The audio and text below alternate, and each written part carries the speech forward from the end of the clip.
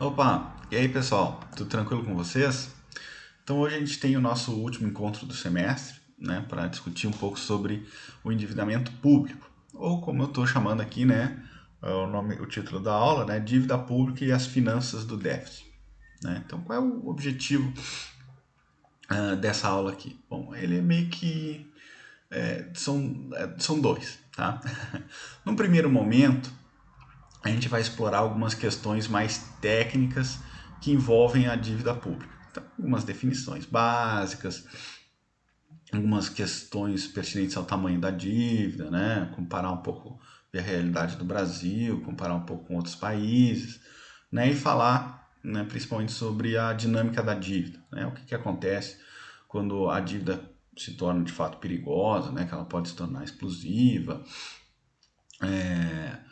quais são os mecanismos que a gente tem para controlar essa evolução da dívida pública, né? Ou até para reduzir ela. Né? Então é uma parte um pouco mais técnica, né? Onde num segundo momento, né? Na parte mais do meio para o final da aula, a gente vai discutir um pouco qual é o ônus dessa dívida, né? O que isso significa, né? Em termos do crescimento do país, né? Mas principalmente em termos de quem é que deve pagar essa dívida, né? Que é basicamente as gerações futuras, né? Então alguns modelinhos, algumas coisas em que a gente vai conseguir discutir alguns pontos que eu acho interessante, tá bem? Então é basicamente essas duas partes, né? Mas enfim, sem mais delongas, né? É bom a gente já começar, tá bem? Bom, então, já que a gente está falando sobre dívida pública, né, nada melhor do que começar pelas definições mais básicas, tá? Então, o que acontece, né? Quando o governo gasta mais do que arrecada, ele vai incorrer em um déficit orçamentário, tá bem? Esse déficit, ele pode ser financiado pela tomada de empréstimos, né? Junto ao setor privado, né? Quando a gente compra aí títulos públicos, quando os bancos compram os títulos públicos, né? Ou lá ele pode ser financiado via governos estrangeiros, tá bem? É o acúmulo de empréstimos, né, que vai corresponder ao endividamento público, ou seja, a dívida pública. Então o que a gente tem? O déficit é um fluxo, tá bem? Então vai ser medido aí ano a ano, tá bem? É justamente déficit primário, vocês devem lembrar lá, acho que de macro, contabilidade social, enfim, até de brasileira a gente estuda isso aqui também. Déficit primário vai ser então o gasto menos a receita, tá bem? Sem a ocorrência aqui de juros, né? No déficit primário, gasto menos a receita, que é o fluxo, né? E quando a gente olha para a dívida, né, que é o estoque, né, justamente como é que é? A gente estuda, né? O fluxo a torneira e o estoque é o balde, né? Então quando a gente olha para o balde, né, que é o tamanho da dívida, se a gente olhar aqui qual vai ser a dívida no próximo período, né, em T mais um, basta a gente ver qual é a dívida hoje, né, no período atual, mais o déficit de hoje, tá bem? Ou, em outras palavras, a gente tem uma dívida, né, somada aos juros que vai incidir sobre essa dívida, tá bem? Mais o déficit que aqui só está substituído, que é o gasto menos a receita. Então, a dívida do próximo período nada mais é do que a dívida mais a sua remuneração, tá bem? No período anterior, mais o déficit que veio lá do período anterior. Tá bem? Tranquilo? Essa definição vai ser importante daqui a pouquinho. Tá bem? Bom, então, antes da gente falar um pouco mais sobre o endividamento público, como é que está a situação brasileira hoje? Tá? Então, vocês podem ver que eu peguei aqui esses dados, são do projeto de lei da diretrizes orçamentárias. Né? É a apresentação mais recente que eu consegui encontrar no site do governo. Tá? Então, o que acontece? Ó, aqui a gente tem o nosso superávit, né, primário, o déficit, o superávit primário, e aqui a gente tem a evolução, no caso do gasto e das receitas, né? Receita em azulzinho e gasto em laranja, aqui, né, o vermelho, enfim. Tá? Tudo em percentual do PIB. Então, o que está acontecendo aqui? Até o ano de 2013, a gente tinha receita superior ao gasto. Tá bem? Então tá verdinho aqui o superávit primário e aqui a gente tem a linha azul em cima da linha vermelha. Depois de 2013, né, com a entrada de 14, o barco virou, né? E a gente começou a gastar mais do que arrecada. Então começou a gastar mais quando a gente estava querendo aqui em 2019, né, querendo começar a ajustar, né, a justamente tentar arrecadar mais aqui do que a gente gastava. O que aconteceu? Vamos ver, a pandemia, e aí o gasto público explodiu aqui praticamente, né? Elevou muito e houve também uma queda na arrecadação, tá bem? Então olha só, o déficit primário aqui, ó, chegando em 10% do PIB. Ah, tu vê que é um rombo e tanto, hein? Pois claro que os prognósticos para o futuro é que a gente permaneça gastando mais do que arrecade, mas com uma diferença cada vez menor, tá bem? Então aqui só para ficar bem evidente o tamanho da pandemia, né? Bom, em termos da dívida, né, que é quando a gente olha o estoque, a gente tem aqui os conceitos de dívida líquida e bruta, tá? Bruta é a laranjinha e líquida é o azul. É só porque um incide os juros, o outro não, né? E a gente pode ver então que a dívida líquida, ou seja, o gasto menos a receita, ele vai continuar evoluindo, né? Afinal de contas, como a gente viu no gráfico anterior, a gente vai continuar gastando mais do que arrecada. Então, vai continuar subindo, mas em termos brutos, né, quando a gente olha com a incidência da taxa de juros, praticamente estável aqui em cerca, lá em 2024 vai ficar em cerca de 88%. Aí a gente pode estar se perguntando, né?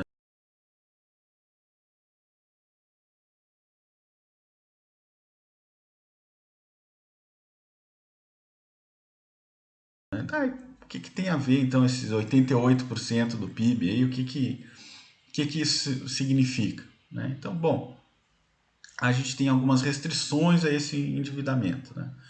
Essas restrições a gente pode, em termo, a grosso modo, né, encarar como de três tipos, né? Então, o primeiro é uma restrição de mercado, onde que para ter uma dívida é preciso que exista um credor, né? Ou seja, tu te endivida com alguém, tá bem? Então, olha lá, um devedor que sistematicamente deixe de honrar seus compromissos, mais cedo ou mais tarde, enfrenta hostilidades do mercado que lhe negará acesso a novas fontes de endividamento. Então, aqui nós na América Latina, aqui, nós não somos os mais os devedores com maior credibilidade no mercado, não, né? Então, por exemplo, no próprio Brasil, em 87, eu acho, 88, a gente decretou moratória da dívida. Isso nem faz tanto tempo atrás assim, eu já era nascido. Tinha 3 anos, mas era nascido. A própria Argentina é o caso mais simbólico, né? Que em 2001 teve moratória da dívida e agora, nesse momento, está também negociando aí a moratória, né? Eu não sei como é que ficou ali, se vai pagar só uma parte, enfim.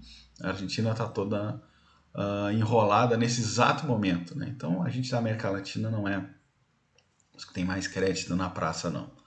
Tá bem? E aí o que acontece? Perde credibilidade, né? Quem é que vai comprar um título público, sendo que não vai receber nada em troca, né? Não vai ser remunerado por isso, não vai ser de juro lá. Então ninguém quer dar de presente, né? Dinheiro para o governo. Bom, uma outra restrição ao endividamento é a questão da inflação, né? E aqui vocês já estudaram com certeza isso em macro, talvez até contabilidade social brasileira, com certeza, né? Que é a questão da senhoriagem, né? Então, olha lá, se o déficit for elevado e não houver como financiá-lo através da colocação de novos títulos, né? Ou seja, o governo está sem crédito, sem credibilidade, só vai restar ao governo, então, a alternativa de emitir moeda. Então, emitir moeda, ele gera senhoriagem, né? Enfim, é uma maneira dele arrecadar dinheiro. A gente vai falar um pouco mais sobre isso ainda nessa aula, mas existe aí o problema da senhoriagem que gera a inflação, né? Inclusive podendo gerar um espiral aí que resulte na hiperinflação, né? Situação que a gente já teve aqui no Brasil também, que aliás é um dos poucos países, né, que com episódios de hiperinflação sem ter passado por uma guerra, né? Então, na verdade, o governo ele precisa se financiar, então ele emite moeda, e aí quando ele emite moeda, ele arrecada, a inflação come a arrecadação dele, né, que é no próximo período, então ele tem que emitir ainda mais moeda, e emitir mais moeda, e aí gera uma espiral, né, que pode resultar em hiperinflação. Bom, e um terceiro ponto de restrição ao endividamento é justamente as instituições, né, questão institucional, onde sociedades com economias mais desenvolvidas criam aí mecanismos de contrapeso que entram em ação se o déficit público se mostrar muito elevado, né? Então, mesmo aqui no Brasil, a gente tem o teto de gastos, né? A própria lei de responsabilidade fiscal, né? Que faz com que, né, a gente não recaia aí ou busque a solução fácil do endividamento público como forma de aumentar o gasto, né? Então, a gente pode se lembrar de algumas aulas atrás, a gente estudava a escolha pública, né? E dizia que, olha, o governante ele pode querer gastar, gastar, gastar e pagar a dívida fica para o próximo, né? Então ele sai com todos os louros lá de ter construído estradas, pontes, enfim, financiado indústria, ter dado auxílio emergencial, aumentou o salário mínimo em 10 milhões, né? Sai com todos os louros e o próximo é que se exploda aí pagando, se vire pagando a dívida, tá bem? Então existe questão institucional mesmo que tenta controlar esse comportamento do político, né? Então lei de responsabilidade fiscal, teto do gasto, isso tudo, né, são coisas que são adotadas por nós mesmos aqui no Brasil, tá bem? Bom, e o tamanho da dívida, né? Uma dívida de 10 milhões, ela é alta ou ela é baixa?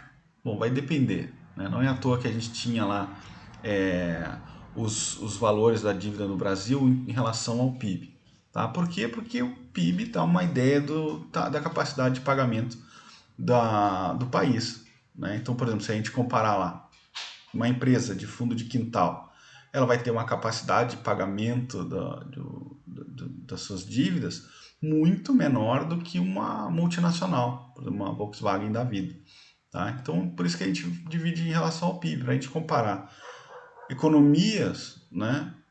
Por exemplo, como o Brasil, que é uma das principais economias do mundo, ele vai ter uma capacidade de endividamento que não é a mesma realidade, sei lá, do Uruguai e do Paraguai, né? Que são economias muito menores. Então, é justamente para ter essa noção de escala que a gente usa o percentual do PIB, tá bem? E mais, né, a gente pode ver aqui, ó, que então o principal é a relação, melhor dizendo, como eu estou chamando aqui, né, a relação dívida-PIB, né, ou razão dívida-PIB, tá bem? Então, o que acontece? Se um país, se ele está com crescimento estagnado, ele se endividar vai elevar a relação dívida-PIB. Já um país que está crescendo, por exemplo, a 8% ao ano, ele aumentar a sua dívida a uma taxa similar, né, sei lá, 7%, o que vai acontecer? Ele vai estar se endividando, mas sem comprometer essa relação dívida-PIB, né? Porque ele justamente está crescendo tanto, né, a ponto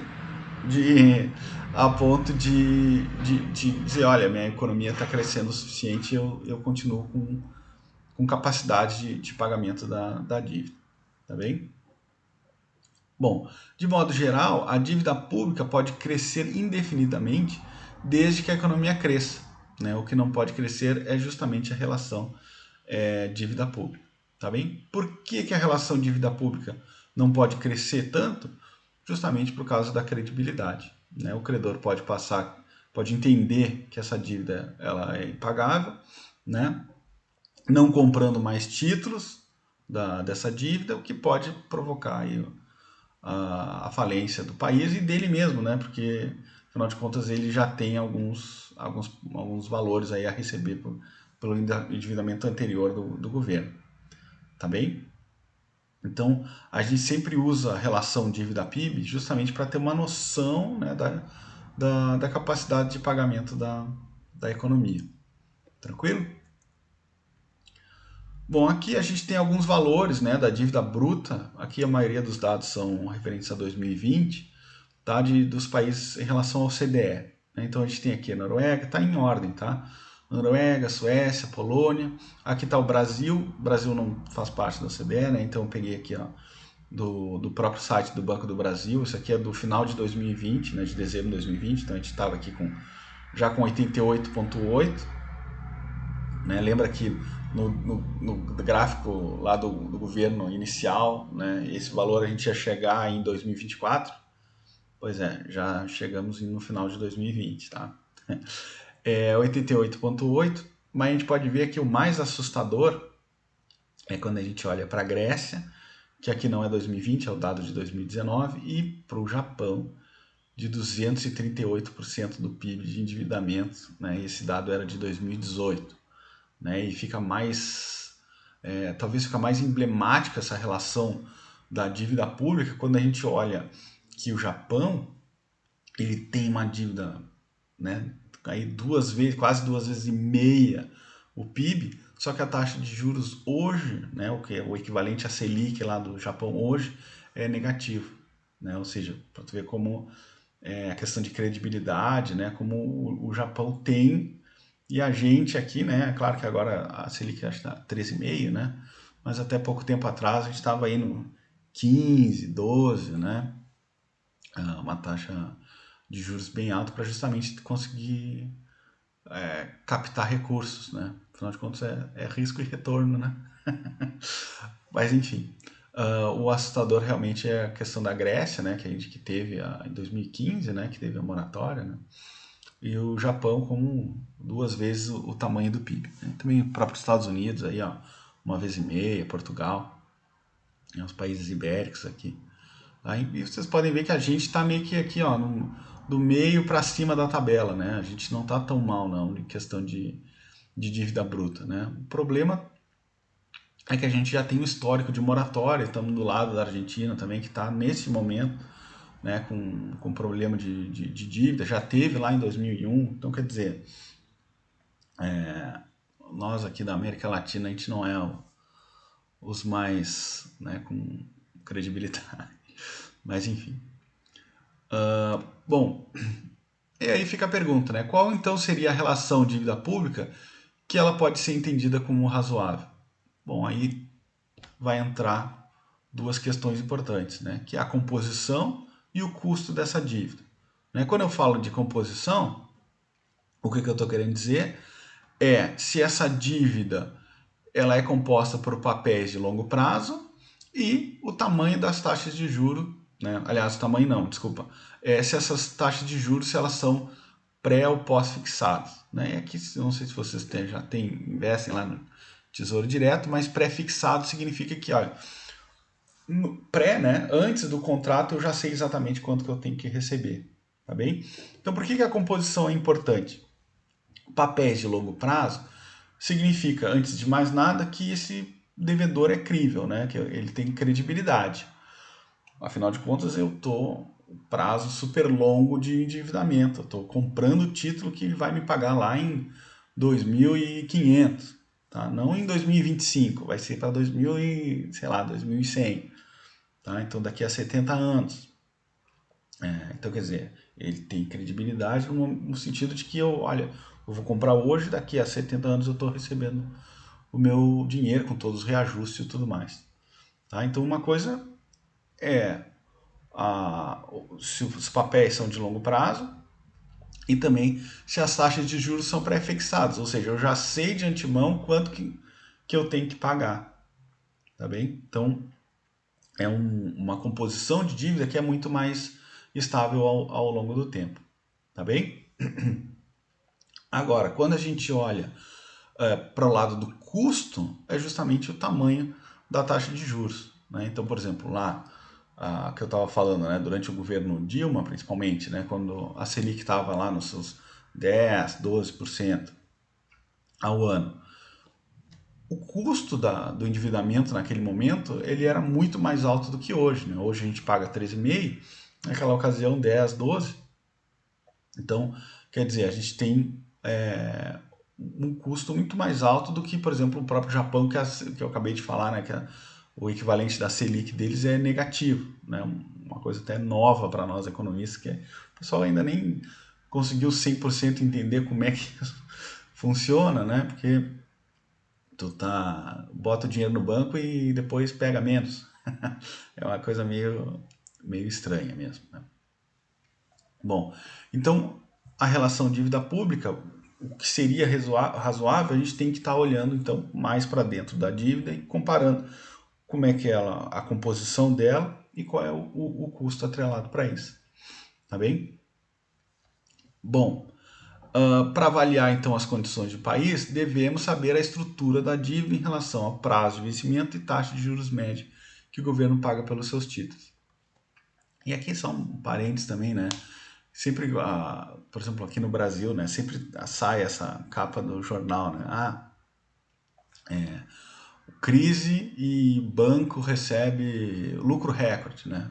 Por que o banco, um dos motivos, né? Porque banco tem lucro recorde quando tem crise, é porque a taxa de juros vai lá para cima e os bancos são um dos principais compradores desses títulos públicos, né? Então eles são remunerados aí, como eu estava falando, 10, 12, 15% em título aí até hoje, rendendo esse percentual, que acaba resultando num lucro mais alto do banco, né? Na época de crise, todo mundo, os bancos, grandes conglomerados e tudo mais. E na verdade em grande parte é um problema do país mesmo, que tem que ser resolvido, né?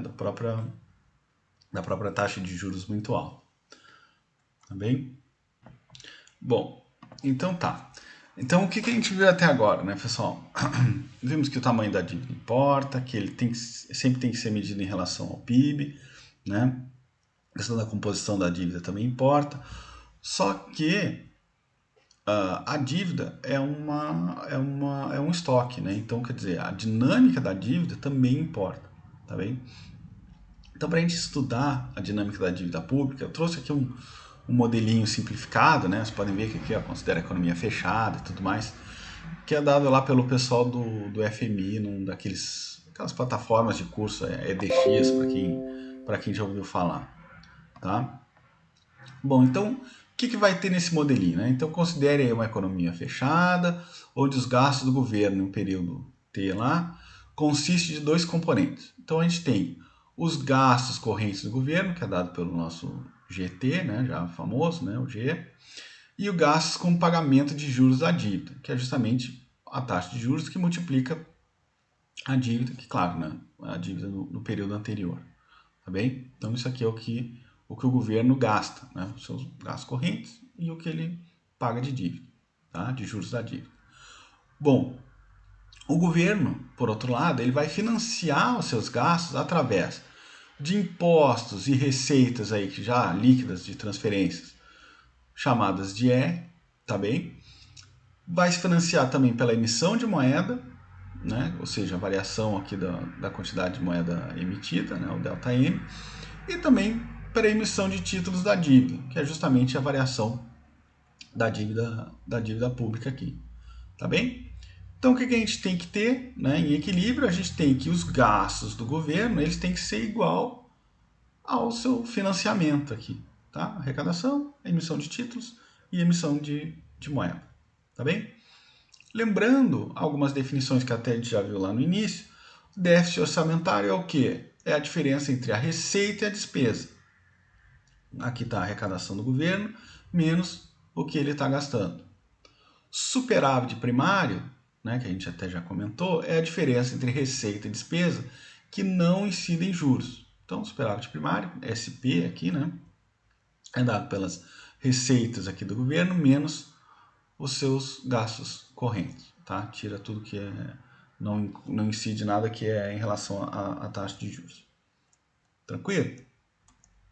Bom, então, como a gente está interessado na evolução do estoque da dívida pública, a gente pode pegar essa fórmula aqui, né, que a gente acabou de mostrar, e isolar a dívida pública. tá bem? Então, olha só, como está aqui o D, né? Eu posso passar esse D para o outro lado de igual, e é claro, ele passa negativo, então inverte o sinal de todo mundo, tá bem? Então, olha lá, por exemplo, o I, a taxa de juros que multiplica aqui a dívida no período anterior, passaria para cá negativo, mas aí fica positivo. Então, por isso que fica aqui 1 mais taxa de juros que multiplica o DT menos 1, menos, aqui eu já transformei em superávit primário, né? Que é, na verdade, esse R menos esse G, né? Claro que está com o sinal negativo aqui, né? Por isso que vai esse menos na frente, superávit primário, menos, aqui só mudou esse sinal, né? Menos a variação da emissão monetária. Tranquilo? Bom, a gente já falou que o importante é a relação dívida-PIB, tá? Então a gente vai considerar aqui que o PIB nominal, ele vai ser dado pelo quê? Pelo nível de preços multiplicado pelo PIB real, tá bem? Onde esse nível de preços ele vai evoluir de acordo com a inflação, tá bem? Então, é o preço no passado mais a variação desse preço, né, em função da inflação, e a mesma coisa do PIB real, né? Vai ser o PIB de hoje vai ser dado pelo PIB no período anterior mais um Gzinho aqui de crescimento. Tranquilo? Então, olha só, para eu ter a minha razão dívida PIB aqui, né, a minha relação dívida PIB, basta eu dividir essa equação aqui, né, D de T, pelo PIB nominal, que é dado pelo preço vezes o PIB real. Tá bem? Então tá aqui. E aí eu vou, só por simplificação, fazer que nem lá no modelo de solo, né, quando a gente divide aqui a dívida pelo PIB, eu vou estar chamando de Dzinho. Tá bem? Que nem lá no modelo de solo, o casinho lá de, como é que é? Capital, trabalho lá, tá? Bom, então eu só estou chamando de letra minúscula. Aí, claro, né? Quando eu dividir o PIB nominal aqui pela dívida no período anterior, eu vou estar substituindo o meu P, que é justamente dado por essa expressão, e o meu Y, que é dado por essa expressão aqui. Então, como é que eu vou ficar? Com um Dzinho vai ser igual a essa razão aqui, né? Que é 1 mais a taxa de juros, que divide 1 mais a inflação multiplicado por 1 mais o crescimento do PIB real, vezes Dzinho, né? Porque aqui eu vou ter P de T menos 1, aqui eu vou ter Y de T menos 1, e eu tenho D de T menos 1, então eu fico com Dzinho de T menos 1, menos, aqui eu estou cortando, né? Mas é menos SPzinho, que é o superávit primário, menos aqui um Mi, que é justamente a emissão de moeda, né? A variação da emissão de moeda dividida pelo PIB nominal, tá? Então estou chamando de Mi, tá bem? Só para não confundir muito aqui, tá bem? Entenderam? É só dividir um pelo outro, e aqui eu fiz essa transformação justamente no que está em verde aqui, tá? Bom, como uma última substituição, eu posso usar aqui, não é bem equação de Fischer, é a identidade de Fischer, né? Onde eu tinha lá da macro, né, que 1 mais a taxa real de juros é dado pelo quê? Pela razão entre 1 mais a taxa nominal divididos, né, por 1 mais a inflação. Tá bem? Então o que vai acontecer daquela minha fórmula anterior aqui, né? Esse cara e este cara aqui vão ser transformados neste cara aqui, tá bem? 1 mais a taxa real de juros. E aí, pessoal, fica evidente aqui o que, né? Quanto maior a minha emissão de moeda, aqui a minha senhoriagem, né? O que vai acontecer? Menor a minha dívida. Quanto maior o meu superávit primário, menor a minha dívida. Quanto maior a minha dívida no período anterior, maior a minha dívida. E aqui, mais interessante, né? Quanto maior a minha taxa de juros real, né? Maior essa expressão aqui, né? Essa fração aqui toda. Então, mais da dívida passada passa para a dívida de hoje. Ou seja, quanto maior a minha taxa de juros real, maior a minha dívida. Agora, quanto mais a minha economia cresce, menor essa expressão aqui toda. Então, quanto maior o crescimento da economia, menor a minha dívida. Tá bem? Que é o que está escrito aqui, né? Maior superávit primário e senhoriagem implicam em redução da razão dívida PIB, Maior o déficit inicial, maior a razão dívida PIB. Maior taxa de crescimento, menor a razão dívida PIB. Maior taxa de juros real, maior a razão dívida PIB. Tá bem? E aqui só o fator, né, que aconteceu mesmo de fato. Né, após a Segunda Guerra, ocorreu uma combinação de baixas taxas de juros real, altas taxas de crescimento e superávit primário para justamente reduzir o endividamento dos países no pós-guerra. Tá? E aí lembrem, eu acho que eu vou tentar, bem de YouTube, né, deixar na descrição do vídeo, mas qualquer coisa vocês me lembrem, tem um videozinho da The Economist, né, no YouTube, que é muito legal, sobre questão da dívida pública. É o que a gente está vendo na aula de hoje, talvez até mais simplificado, né, que fala um pouco sobre a evolução da dívida ao longo do tempo e tal, a questão das guerras. Tá? Vocês lembrem para eu passar esse videozinho para vocês. Então essa é a bendita da nossa expressão que a gente queria chegar aqui nesse modelinho, tá? Só para não dizer que eu não falei de flores, né? Essa relação aqui da taxa de juros com o crescimento, ela também pode ser lida aqui como isso aqui é um FII, né? Como o FII da dívida anterior. Tranquilo? Bom, e aí, pessoal, a gente pode ter dois tipos de dinâmica da dívida, tá? E aqui tá até mal, né? Isso aqui deve ser um sinal de menor, né? Quando a taxa de juros ela é maior do que o crescimento do país, ou seja, esse cara aqui vai ser com certeza maior que 1, né? Essa razão aqui maior que 1, o que vai acontecer? A dinâmica da dívida ela vai ser explosiva, tá? Quando esse FII for menor que 1, aqui está mal, tá? O que vai acontecer? Quando a taxa de juros real for menor que a taxa de crescimento, ou seja, o valor aqui embaixo for maior que o de cima, por isso que é menor que 1, né? A dinâmica da dívida vai ser estável, tá? Então, olha só, o que é uma dinâmica estável, né? Supondo tudo mais constante, né? Os ceteris paribus, estão se formando e estão escutando ainda ceteris paribus lá da economia 1.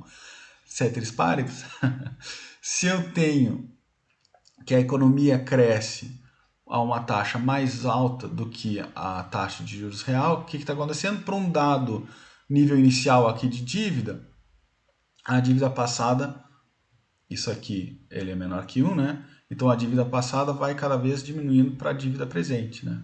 Vai multiplicando para um valor menor que 1. Então eu vou chegar até, aqui tem as flechinhas continuariam indefinidamente, até eu atingir um nível estável aqui de endividamento.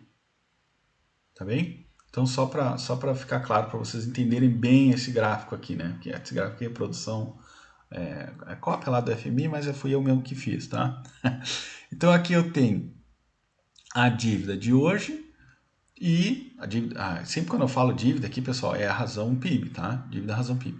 Então, a dívida razão PIB de hoje e a dívida razão PIB do período anterior, tá? Do período atual ao período anterior. Quando eles forem iguais, eu tenho uma reta aqui de 45 graus. Tá bem? O que acontece quando são iguais? Eu estou em estado estacionário, tá bem modelo de solo, estado estacionário, ou seja, eu estou com ela, ela não está nem crescendo e nem diminuindo, tá em estado estacionário. Bom, se eu tenho aqui uma determinada equação de evolução do endividamento, né? Vamos supor que seja esse formato aqui, que é justamente quando eu tenho uma inclinação aqui menor que 1, o que vai acontecer? Para um dado estoque de dívida inicial, como esse FII é menor que 1, a minha dívida do passado vai diminuindo, ou melhor, o efeito da dívida anterior para a dívida presente ele vai diminuindo, a tal ponto que eu vou chegar até um nível de estado estacionário. Tá bem? Vou chegar até um nível estrela aqui, que é justamente minha dívida de equilíbrio. Tranquilo? Beleza, né? Agora, o que seria uma dinâmica explosiva? Bom, uma dinâmica explosiva é quando eu tenho aí sim uma inclinação maior que 1, ó, e aí o que acontece? Para um dado estoque de dívida inicial, a minha dívida, como isso aqui, o meu FII é maior que 1, né? Esse cara aqui então é maior que 1, o que está acontecendo? A dívida do passado vai explodindo, né? Vai cada vez aumentando mais, vai carregando peso maior para a dívida atual. Tá? Então, ao invés de convergir aqui para minha dívida de equilíbrio, eu estou explodindo, estou aumentando cada vez mais. Também o meu endividamento. E aí tem aquelas restrições que a gente já falou, questão de credibilidade e tudo mais, que a gente vai falar um pouco mais agora. Tá? Então, olha lá. Se a taxa de juros da dívida do governo é maior que o crescimento do PIB real, né, que é dado pelo meu Gzinho, a dívida se torna explosiva. Tranquilo? Então, eu nunca chego na minha dívida de equilíbrio aqui. Tá? Bom, então como é que eu posso estabilizar essa minha dívida aqui, né? Então a gente já viu, né? Tá aqui a dinâmica pode ser explosiva, sempre que eu tiver a taxa de juros maior que a taxa de crescimento, né? Tá explodindo aqui o endividamento. Como é que eu posso estabilizar essa dívida, né? Mesmo tendo a taxa de juros real maior que a taxa de crescimento da economia. Bom, a gente vai dar uma olhada para o superávit primário, né? A gente vai deixar um pouco de lado a questão da senhoriagem, né? Porque a emissão de moeda resulta na inflação e tudo mais, a gente deixa isso um pouco de lado. Nós vamos prestar atenção aqui no superávit primário, tá? Então, como é que a gente vai obter qual o superávit primário necessário para estabilizar essa dívida, né? Ou seja, tornar a variação da dívida igual a zero, né? Ela está em equilíbrio. Então, a gente vai pegar aquela expressão anterior, né? E diminuir, aliás, dt-1 em ambos os lados, né? Então vamos pegar só para olhar aqui a expressão dt-1 menos esse cara e dt-1 menos esse cara aqui, tá? Então o que aconteceu? Tá aqui, né? A variação da dívida, que a gente vai considerar como igual a zero, né? Para estabilizar. E vamos passar o superávit primário para o outro lado do igual. Então a gente fica com essa expressão aqui, onde o superávit primário ele vai depender aqui, ó, da dívida no período anterior, né, que multiplica essa diferença entre a taxa de juros real e o crescimento da economia, divididos por 1 mais a taxa de crescimento da economia, menos a taxa aqui de senhoriagem, né, ou de emissão monetária.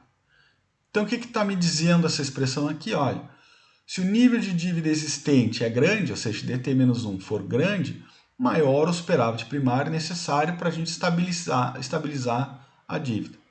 Tá bem? Quanto maior também a diferença entre a taxa de juros real e a taxa de crescimento da economia, maior o superávit primário também, né? Maior essa diferença, maior o superávit primário necessário para estabilizar essa dívida. Tá? Agora, se a senhoriagem ou outras fontes de financiamento do governo estiverem disponíveis, como por exemplo a privatização, aqui, que é uma das bandeiras aqui do Paulo Guedes, né, elas podem ser utilizadas para pagar essa dívida e vão resultar em um menor superávit primário para estabilizar a dívida. Né? Então, tudo que influenciar aqui a base monetária, né, um pouco mais além, né, tudo que aumentar a base monetária vai diminuir o superávit primário necessário para eu estabilizar a minha dívida. Tá? Por isso que a privatização é uma das coisas que vão diminuir, né, o meu superávit primário necessário para estabilizar a dívida, né, que é uma das racionalidades por trás do Paulo Guedes lá, se vocês lembram, principalmente no início antes, né, na campanha lá, ele prometia sei lá quantos trilhão aí de dinheiro só via privatização. Bom, aqui no estado a gente vê também agora mais recentemente a privatização da própria CE, né? É tudo uma maneira de tentar o quê? Estabilizar a dívida pública, tá bem? É o que temos, né? Bom, muitos países desejam reduzir o seu estoque de dívida pública e não apenas estabilizá-lo, né? Ou seja, não é só fazer essa variação igual a zero, né? É também diminuir o estoque da dívida. Bom, aí então ele precisa de um superávit ainda maior do que o necessário para simplesmente estabilizar, tá bem? Então, mas a lógica, mesmo para quem precisa reduzir a dívida, né, por questão de credibilidade, enfim, é a mesma. Tá bem? Ele vai precisar então do superávit primário cada vez maior, quanto maior for a sua dívida, quanto maior for essa diferença entre a taxa de juros e a taxa de crescimento da economia, né? E vai ser menor em relação a senhoriagem ou privatizações, enfim, Tá bem? A lógica é a mesma. Bom, então, pessoal, quando eu falo de um superávit primário que pode estabilizar ou reduzir a minha dívida, na verdade o que eu estou falando é de um ajuste fiscal, né? Se lembrar, superávit primário, gasto menos a arrecadação do governo, tá?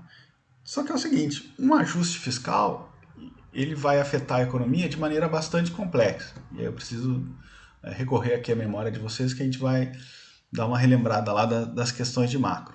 Então está aqui a minha expressão da evolução da dinâmica da dívida, né?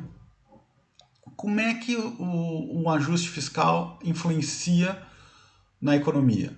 Bom, primeiro, ele afeta, né, diretamente via o superávit primário, né, o que melhora a dinâmica da dívida. Toda vez que eu tiver aumento de superávit primário, eu vou ter redução da minha dívida, né, da dinâmica da dívida. Uma redução dos gastos do governo ou, né, maiores impostos afetam negativamente o crescimento da economia no curto prazo. Então lá, modelinho ISLM, o que acontece quando eu tenho uma redução no G, né, dos gastos do governo, desloca IS para a esquerda, é isso mesmo, tá? E aí o que eu tenho? Uma redução na taxa de juros e uma redução do PIB da minha economia, né, do produto da minha economia. Então, olha lá, toda vez que eu tenho uma redução do taxa de crescimento da economia, o que vai acontecer? Né? Redução do Gzinho, essa expressão aqui fica maior, então eu tenho um aumento da minha dívida pública. Tá bem? O que mais? Uma melhora nas finanças públicas pode reduzir as taxas de juros, né? Já que eu tenho uma maior capacidade, estou demonstrando uma maior capacidade de pagamento, eu reduzo também a taxa de juros através da credibilidade. Agora é mais factível que eu de fato honrar os meus compromissos, o que permite uma melhora ainda maior no orçamento, né? Então o que acontece, né? Eu tinha uma determinada taxa de juros, né, que estava remunerando uma determinada dívida. Como agora eu passei a ter maior credibilidade, reduziu essa taxa de juros e conforme eu vou emitindo mais títulos, né, e esses antigos vão vencendo, eu estou para o mesmo nível de dívida, de repente, né, eu estou remunerando menos, né, eu estou com uma taxa de juros mais baixa, então eu estou com uma melhora no orçamento, tá bem? O que mais? Uma menor taxa de juros também pode impactar a economia e encorajar os consumidores e investidores a gastar.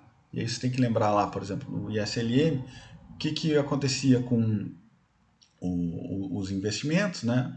O investimento ele é negativamente relacionado com a taxa de juros real, né? Então, quanto maior a taxa de juros, menor o investimento, né? E aqui nesse caso, quanto menor a taxa de juros, maior o investimento. Que é um pouco que a gente está vendo, pelo menos eu aqui. Não sei, acho que não tem ninguém de Pelotas, né? Mas muita construção civil acontecendo porque a Selic está lá embaixo, né?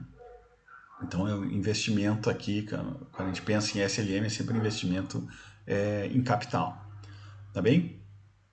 Então, o que acontece, né? Quando a gente reduz a taxa de juros, o que está acontecendo? Está diminuindo os gastos do governo, né? Estão melhorando, estão tendo um ajuste fiscal, então eu estou tendo um crowding out reverso. Não sei se vocês chamavam desse nome lá quando vocês fizeram macro, né? De crowding out, ou só deslocamento, né?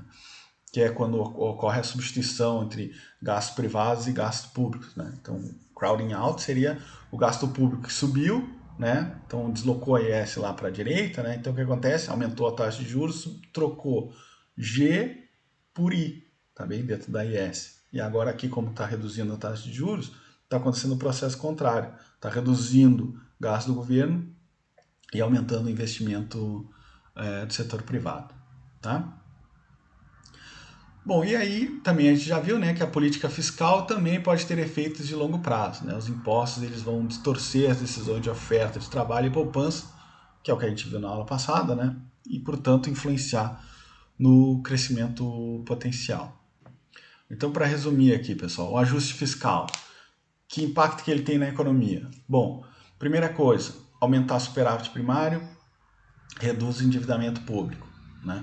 Segunda coisa, reduzir os gastos do governo, né? Lá no modelo ISLM, que é de curto prazo. Deslocou a IS para a esquerda, o que acontece? Reduziu a taxa de juros e reduziu o crescimento. Então, reduzir o crescimento aqui para nós, ou seja, reduzir o G, aumenta o endividamento público. Mas o que mais que tem? Melhoras das finanças públicas, a redução da taxa de juros. O que faz?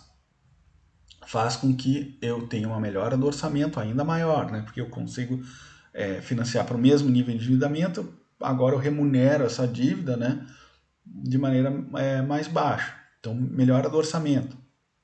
E, por fim, uma menor taxa de juros, ela impacta, né, a economia ao encorajar gasto. Né? Então, como a gente falou aqui, o próprio gasto de investimento em capital melhora. Tá bem? Bom, e por fim, também aí o efeito de longo prazo, né, distorcendo decisões de oferta, poupança e próprio investimento de capital, que investimento, por si próprio já diz, né, que é de longo prazo, vai afetar o crescimento potencial da minha economia. Tranquilo? Bom, mas aí o que acontece se a dívida explodir? Né? Eu peço desculpas pelo slide poluído. Bom, se a dívida explodir, o governo ele pode fazer uma moratória da dívida, né? Que é o que a gente chama no jargão mais técnico, fazer um default da dívida. Tá? E aí, ou, né, por outro lado, passar a necessidade cada vez mais da emissão de moeda. Tá bem? Então, quando a dívida é explosiva, o que eu posso fazer? Dizer, devo, não nego, pago quando eu puder, né? Ou simplesmente mandar rodar lá a maquininha e começar a emitir moeda, tá? O que acontece quando o país pede lá, ou anuncia lá a moratória da dívida, ou faz um default da dívida? Né? Ou ele simplesmente não vai pagar a dívida, ou pelo menos não paga uma parte, lá, que é o que está acontecendo na Argentina. Então, quando eu reduzo a minha dívida simplesmente por um canetaço, eu reduzo a necessidade do superávit primário, né? A necessidade de um ajuste fiscal. Ele, então, se torna mais crível, né? Afinal de contas, agora o ajuste é bem menor para eu estabilizar a minha dívida. Tá? Então, vai reduzir os impostos necessários, potencialmente permitindo um maior crescimento. Porém, todavia, contudo, isso vem com um custo altíssimo. Né? Qual é o custo? De credibilidade. Né? Não só de credibilidade, como tu ralou todos os teus credores. Né? Então, por exemplo, todas as aposentadorias que tinham títulos públicos, os bancos, que a gente até já comentou aqui, que tem muitos títulos públicos, os próprios outros países, né, os outros fundos de pensão americano, europeu lá, que tem dívida, que tem título público, por exemplo, do Brasil, todos esses caras se arrebentaram, né? Porque eles ficaram sem ter a remuneração. Eles compraram um papel que virou pó, né? Então eles ficaram sem remuneração e tu pode até quebrar o sistema bancário, fazer toda uma crise enorme na questão das aposentadorias, né? E, é claro, perder a reputação, né? Para tu recuperar, para tu receber investimentos estrangeiros, né? Para ter mais gente disponível, disposta, melhor dizendo, a comprar os teus títulos da dívida, vai demorar aí anos e tu vai ter todo um esforço para recuperar essa credibilidade. Tá bem? Bom, a outra possibilidade também seria o financiamento monetário, que a gente já viu que o Brasil recorreu, né, hiperinflação e tudo mais. Então, olha lá, quando a situação fiscal é ruim e a taxa de juros é alta, é tentador que o governo se financie através da emissão de moeda. Então, olha lá, vai ser a política fiscal, né, ou seja, é justamente porque a política fiscal está muito ruim que o governo tem que emitir moeda. Então, é uma situação que a gente chama aqui de dominância fiscal, né? Vocês provavelmente não eram nascidos, mas o pessoal que tem a minha idade sabe muito bem o que é a dominância fiscal. Infelizmente, estava até no Jornal Nacional. Isso acontece quando o governo, então, ele emite títulos e o BC compra, né? O Banco Central compra de maneira a financiar o déficit, ou seja, há uma monetização do déficit. Cara, a gente está fazendo aqui o quê? Aumentando base monetária, jogando dinheiro para dentro da economia. O que acontece quando tu joga dinheiro para dentro da economia em demasia, né? Uma taxa muito superior à do crescimento real, tu gera inflação. Tá bem? O que é a inflação? É a taxa na qual a moeda nominal perde o seu valor real. Tá? Então é a perda de valor, de poder de compra da moeda. Então olha só, que a gente até já falou sobre isso antes, né? Se o governo cobra imposto em T e uma inflação está altíssima, né? Ele recebe esse valor do imposto pago em T mais um, essa receita do governo ela vem totalmente corroída já pela inflação. Então o que o governo precisa? Emitir ainda mais moeda para se financiar, né? Para justamente compensar o que corroeu de valor o imposto que ele recebeu. Como é que é o nome disso? O nome disso é efeito Oliveira-Tanzi. E aí vocês com certeza viram isso na disciplina de economia brasileira, tá? Então, a população paga seu imposto, seus impostos, né? Esse valor é corroído pela inflação, o que faz com que o governo precise emitir ainda mais moeda, porque é o ajuste fiscal que ele precisava fazer, né? Que não está fazendo. Então ele precisa emitir cada vez mais moeda, a moeda gera ainda mais inflação, corrói ainda mais as receitas e tu entrou aí num espiral que vai resultar, né? Que é pelo menos um dos principal causador aí de hiperinflação. Tá bem? Que eu volto a ressaltar, estamos num país, um dos poucos, né, que teve episódios de hiperinflação sem ter uma guerra, sem ser justificado por guerra, né? Porque, claro, na guerra que a dívida pública explode, né? Que a função tem que comprar tanque, avião, essas coisas são baratas, né? Tá bem? Então tá entendido isso, pessoal? Como é que o que o governo faz quando a dívida explode? Bom, ele pode ter o default, né, a moratória, ou se financiar via senhoriagem.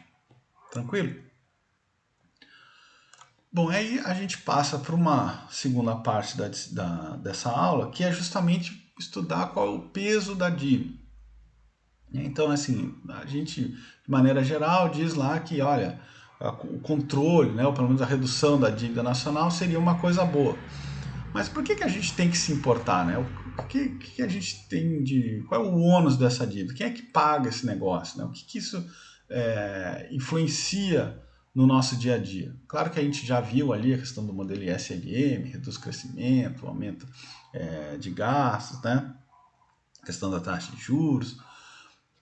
Mas o que de fato significa para as pessoas no dia a dia, né? Então, a gente precisa anotar que as gerações futuras, como eu fiz uma dívida, né? Em algum momento ele tem que pagar, né? Em algum momento a conta chega, né? Então, o que essas gerações vão ter que fazer? Ou elas vão quitar a dívida ou vão ter que refinanciar, tá bem?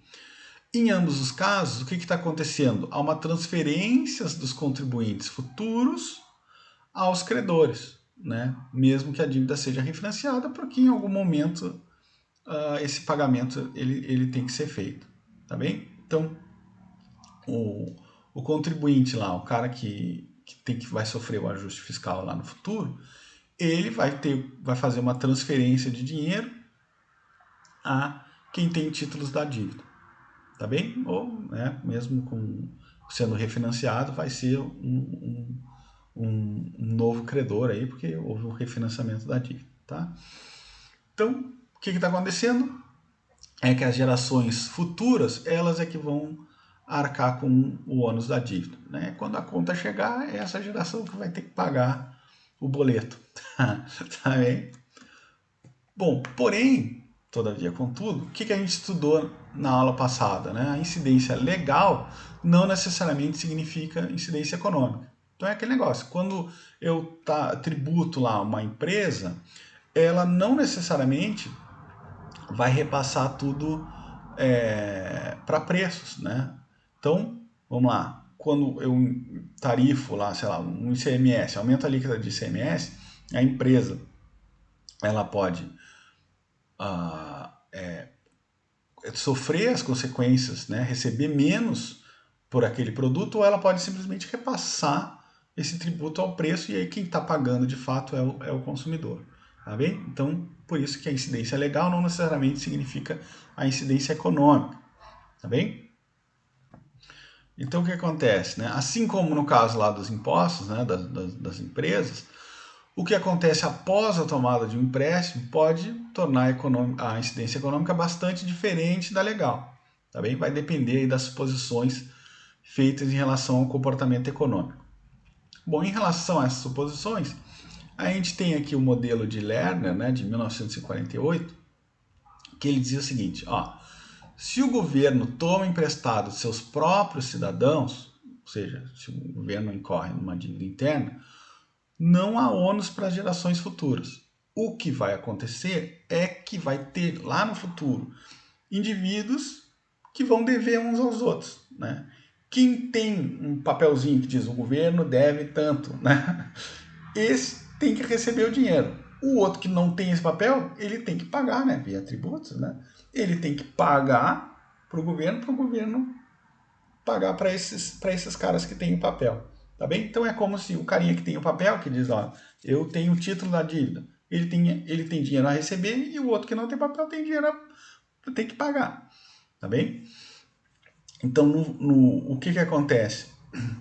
Simplesmente, no futuro, na dívida interna, uma parte da geração vai dever dinheiro para outra. Tá bem? E aí, em termos da média, né, de gastos para consumo, não tem influência, isso não tem influência nenhuma. Né? Ou seja, quando a dívida é paga, há uma transferência de renda dos cidadãos que não possuem títulos da dívida aos que possuem. A geração futura como um todo não está pior no sentido que seu nível de consumo é o mesmo que seria.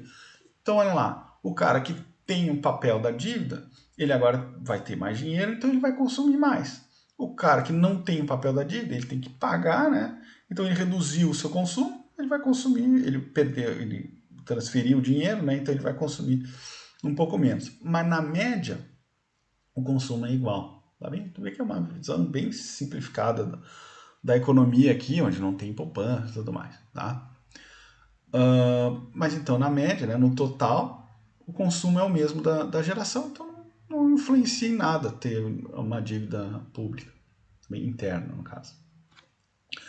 A história lá para o Lerner é o seguinte, ela é diferente quando o governo toma emprestado do exterior, tá bem? Uma dívida externa, porque aí sim, aí os residentes do país, eles estão devendo para residentes que estão fora do país, tá?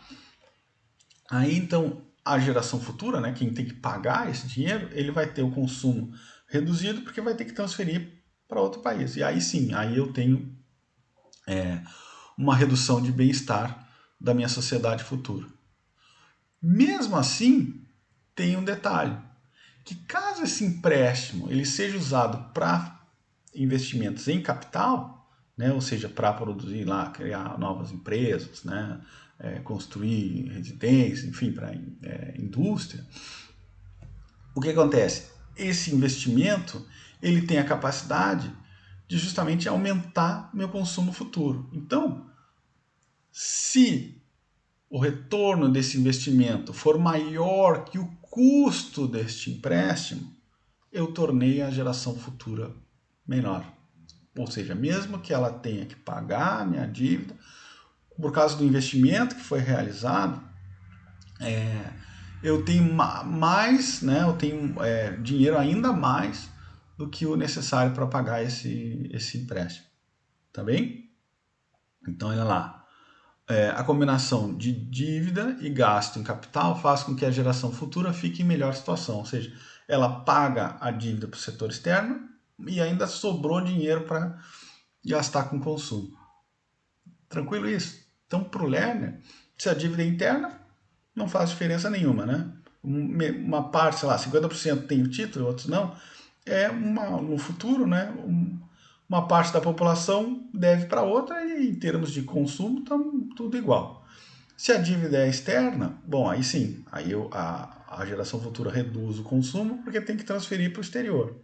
Agora, se essa dívida foi feita em função de investimento de capital, né? E eu consegui gerar riquezas a ponto de pagar a dívida e ainda sobrar para o meu consumo, poxa, então, mesmo com endividamento, eu estou em melhor situação. Tá bem?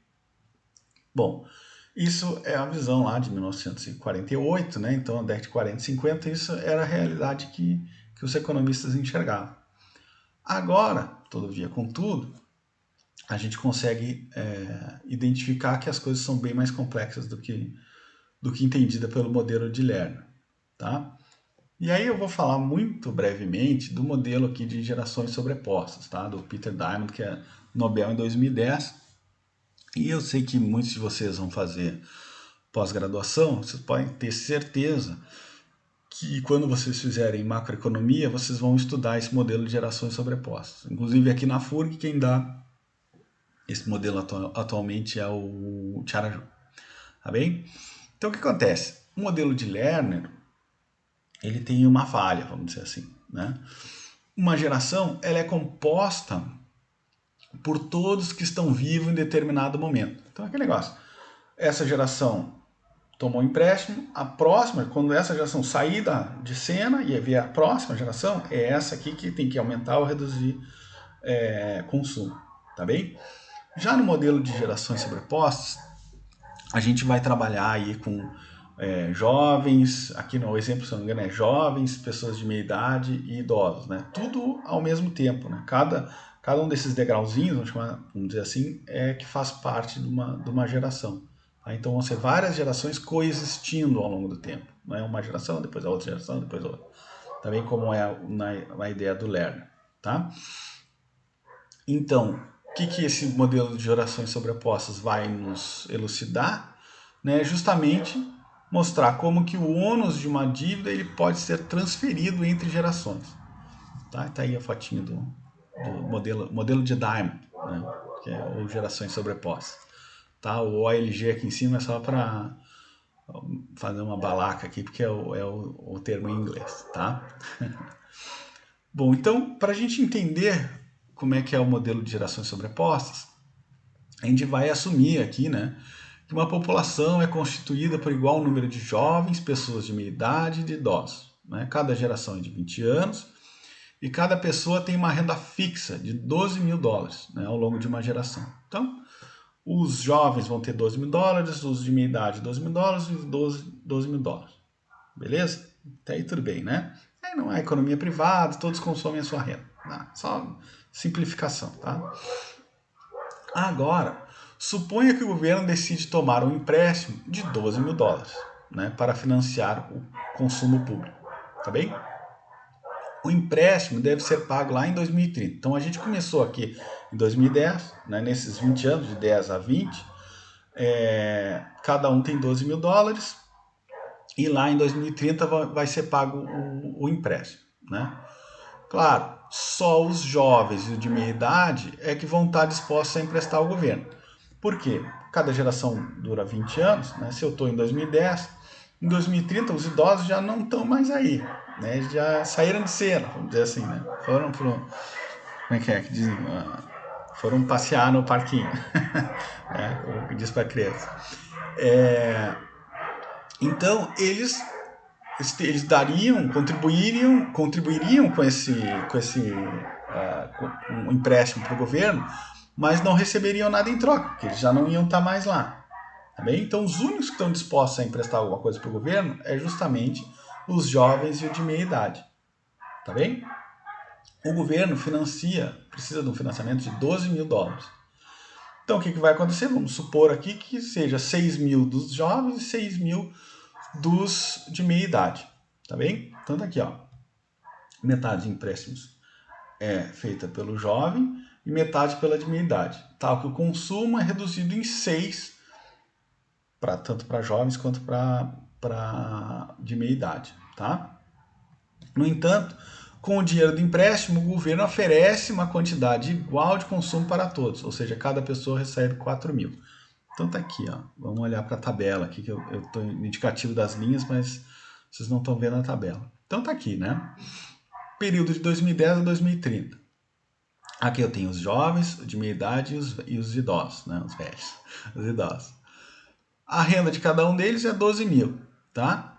O governo pediu empréstimo, né? Só os jovens e os de meia idade estão dispostos a contribuir, porque, claro, né? Os idosos, aqui está o futuro, né? 2030. Os idosos aqui deixaram de existir, né? Então, eles não estão dispostos a comprar títulos do governo, tá bem?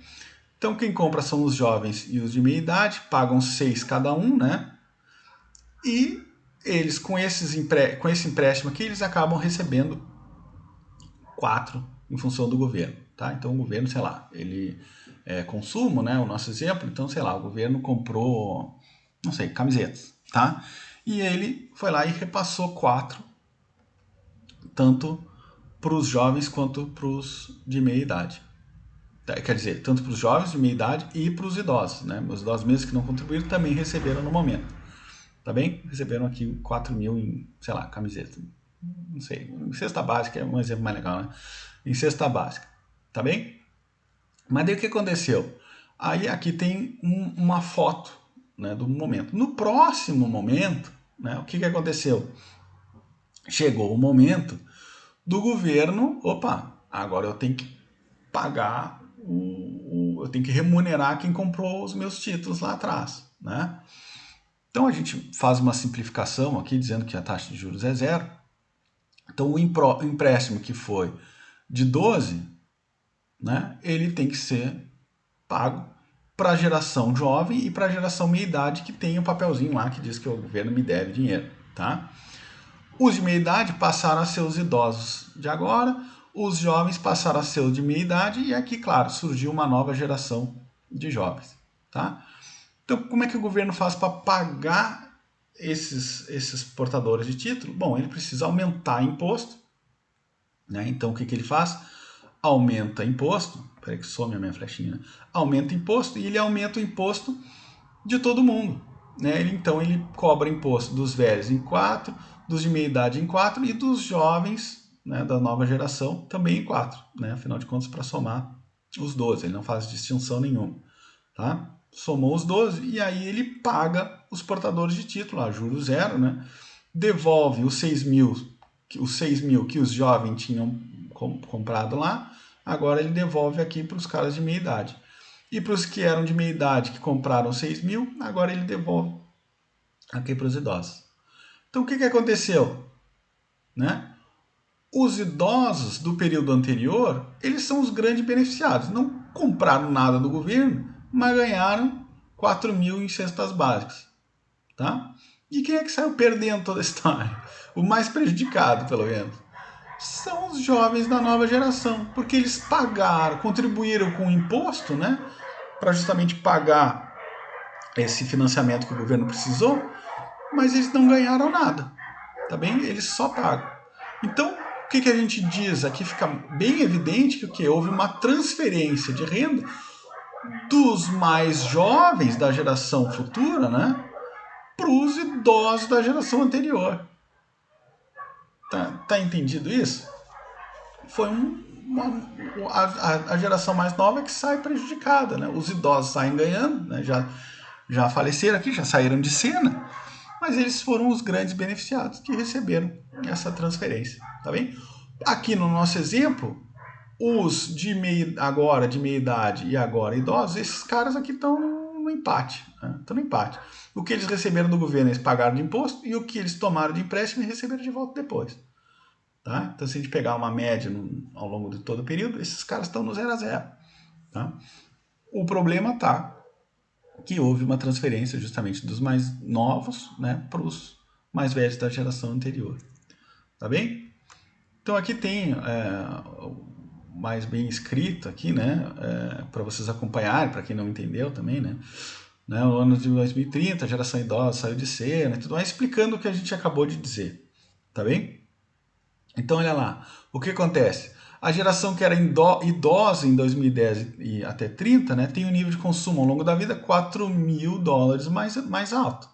Aqueles que eram jovens e de meia idade não estão pior nem melhor. E a geração jovem em 2030 tem um fluxo de consumo 4 mil menor. Ou seja, houve uma transferência entre pessoas que estão vivas no momento. Porém, os mais jovens contribuem para pagar uma dívida na qual não se beneficiaram.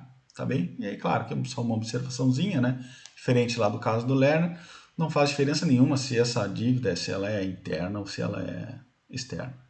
Tá bem? Importante é que houve essa transferência intergeracional da renda. Tá bem? Então tá aqui, ó, os 4 mil que a geração mais nova saiu prejudicada, vamos dizer assim. Tá? Então, olha lá, é através desse modelo de gerações sobrepostas que a gente consegue comparar os ônus e benefícios da política fiscal do governo entre as gerações. tá bem? Da questão da política fiscal. Então, o que acontece assim na prática, né? As pessoas, os modelos, a aplicação desse modelo de geração sobreposta, né? Pega lá, considera uma pessoa representativa de cada geração e compara lá o valor presente dos impostos que eles pagam e das transferências que ele recebe, né? O que a gente chama de imposto líquido. E aí ele tem uma ideia de como se dá essa distribuição de recursos entre as gerações, né? Bom, e aí um pouco de equidade eficiente intergeracional, que a gente até já estudou isso lá no início, né? A maioria das aplicações desses modelos mostram o quê? Que as gerações atuais se beneficiam às custas das gerações futuras. Né? Que novidade. Né? Quem é que defende o papel da geração futura? Né? Que também é uma coisa que a gente já discutiu lá atrás. Né? A geração futura não tem representante, então é isso que acontece. Né? E aí, falando um pouco com o André aí na monografia dele, faltou o que aqui, André? O véu da ignorância lá do Rawls, né? Para justamente as pessoas não ferrarem lá, não se beneficiarem em detrimento da geração futura. Tá bem? Bom, e aí fica a questão então, né, pessoal, como já encaminhando um pouco para o fim da nossa aula, né? O que o governo deve fazer? Tributar ou tomar empréstimo? Né? Como é que ele deve se financiar, né, ou melhor, financiar os seus gastos? O que a gente pode ver até agora, né? Se financiar via impostos, significa o quê? Criar um tributo do momento e aí, por exemplo, sei lá, quer construir um hospital agora na pandemia, né? Construir um hospital. Então, ele aumenta, joga o imposto lá no alto para conseguir arrecadar esse dinheiro para a construção do hospital. Qual é o problema de fazer isso? Está lá na aula passada, né? Quando a gente vê lá a perda de eficiência da tributação, o valor, inclusive, do imposto é ao quadrado, né? A distorção é muito forte quando se tem um aumento muito brusco da tributação. Então, isso é eficiente? Não é. Né? O mais eficiente seria o quê? Ter um pagamento de uma dívida que fosse mais suave ao longo do tempo, né? Onde tu pega emprestado e vai pagando aos pouquinhos, remunerando essa dívida. Tá bem? Então, nesse ponto seria mais eficiente. Só que o que acontece? Quando a gente tem o maior gasto do governo, né, que é no caso de expandir via dívida, né, ou no caso do corte de impostos, a gente está estimulando a economia no curto prazo. Então, a princípio, uau, ótimo, vamos nos endividar. Só que o aumento no gastos públicos, tocou o IS para a direita, o que acontece? Aumentou o PIB, mas aumentou a taxa de juros. Quando tu aumenta a taxa de juros, o que tu faz? Fez o crowding out, né? Tu substituiu o aumento do gasto do governo por investimento. Reduziu o investimento privado. Quando reduz o investimento, o que acontece lá no modelo de solo? O teu capital de estado estacionário, ele reduziu. Então, tu está influenciando o longo prazo da tua economia. Tá bem? Quando tu mexe com investimento, tu está mexendo, na verdade, com o teu crescimento potencial. Então, tu reduz a tua capacidade de crescimento no longo prazo. Tá bem? Então, tributação é ruim porque gera uma distorção muito alta. Endividamento é ruim porque mexe com a taxa de juros e, por consequência, com o investimento e o teu crescimento de longo prazo. Então, qual é o melhor? Não sei. Depende, melhor dizendo. Né? Como todo economista, agora vocês foram formados, né? A resposta de todo bom economista tem que ser sempre depende. Depende em cada caso. Depende da composição da dívida, né? Depende do tamanho da distorção que é gerada, né? Depende do efeito do tamanho do crowding out. Vai depender dessas questões. Tá bem? Olha só. A questão do endividamento público. Isso aqui foi entre 2010 e 2013, ou seja, logo depois daquela crise que teve lá nos Estados Unidos do subprime. Né? Aqui no eixo do X, aqui a gente tem o quê? A variação real nas compras do governo. E aqui a variação do crescimento real da economia. O que a gente pode ver? Governos que gastaram mais, cresceram mais. Tá? Então, quer dizer, a capacidade de ter déficit no momento de crise é bom para a economia. Né? Então, percebam aqui o que está acontecendo. Um déficit não necessariamente é uma coisa ruim, ele pode ser bom para a economia. Um superávit, onde tu criou se financiou, o governo se financiou via imposto, pode gerar uma distorção tal que pode ser prejudicial à economia. Né? Então, quer dizer, como é que se diz? Tornar o déficit como uma coisa do mal, né? É o vilão da economia, não necessariamente isso é verdade. Né? No caso de recessões, a capacidade de ter déficit na literatura é bem embasada.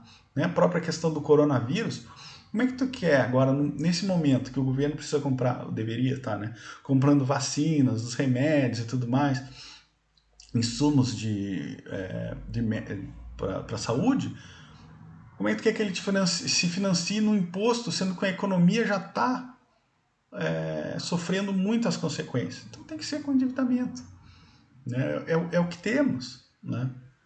Agora, claro, tem que tomar cuidado, porque o endividamento em excesso aumenta a taxa de juros e prejudica o teu crescimento da economia de longo prazo.